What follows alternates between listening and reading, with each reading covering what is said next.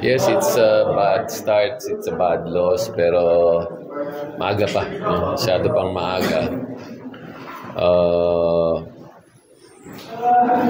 We had a good start actually, pero nung nakuha nila yung range nila from 3, tapos kaproblema kami sa mga bigs namin, no? Si Keith strained his calf, and then Bo is not available, so our two biggest guys are not available. Masyado kaming lumiit, no? They killed us actually in the paint. Na-compliment pa nung 3-point shooting nila, and then we just missed a lot of free throws, which I felt would have given us at least a chance to close the gap. So, ganun talaga. No? We cannot control some things. Yung injury ni Bo, yung Keith. And then they really shot the ball well. You know, they made the shots at the right time, the right place at the right time.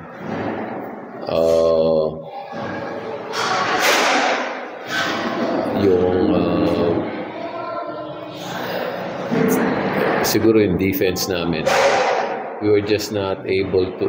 They shot their 2-point shots at a high clip, a high percentage. They shot the 3-point shot well, so depensa talaga. Kailangan talaga ma-upgrade pa namin depensa namin.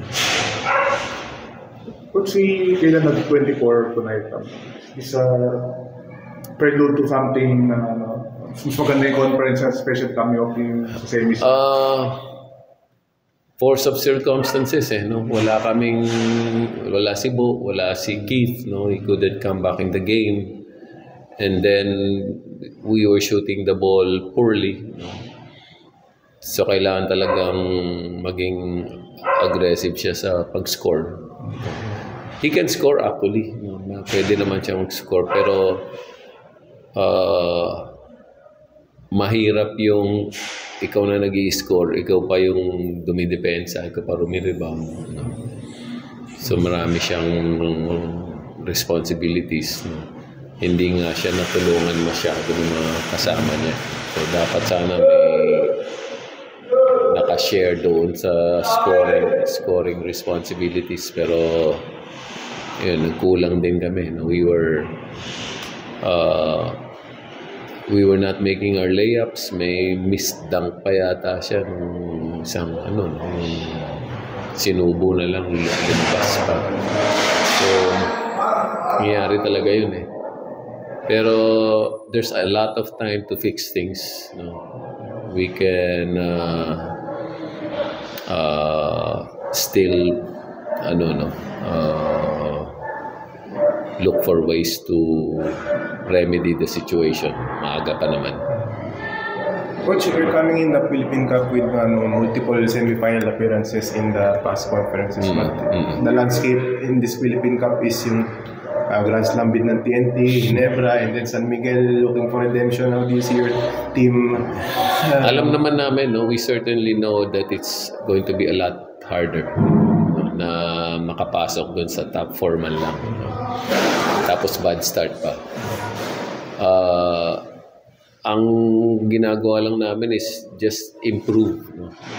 Just try to improve every day. No? We're also looking at yun nga, kanina ginamit ko ng mahaba-haba si Mike Alonso, no? We're also trying to build our bench, no? By giving the others a chance to play. Ganun lang. Ang ano lang namin is improve every day. See, after a few games, if you have a chance, then you just keep working hard. About Coach, kasi you leaned on your reports for the height or the ceiling as the conferences about in the Philippine Cup. Enjoy. Maliit kami. No? So, isang problema yon. Although, nung una kaming pumasok ng semifinals, all-Filipino rin eh. Pero yun nga, malaking bagay pa rin si Bo. Kung hindi siya nakakapaglaro, malaking bagay pa rin si Keith, lalo pagka all-Filipino.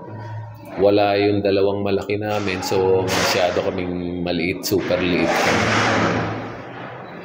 Doon lang, malaking adjustment na agad. So tingnan natin, we're trying to get Keith ready by the next game, pero wala pang kasiguraduhan yun. No? Si Bo, baka next month na si Bo. Next month na? Next month. Ano ba yung situation ni Bo? Meron siyang parang vertigo eh. Okay. Para siyang wala ng balance. No? Baka overweight talaga. Hindi. So we're just trying to fix that. No? So baka siguro mga 3 to 4 weeks pa siguro. Kailan na nalaman itong mga 2 weeks.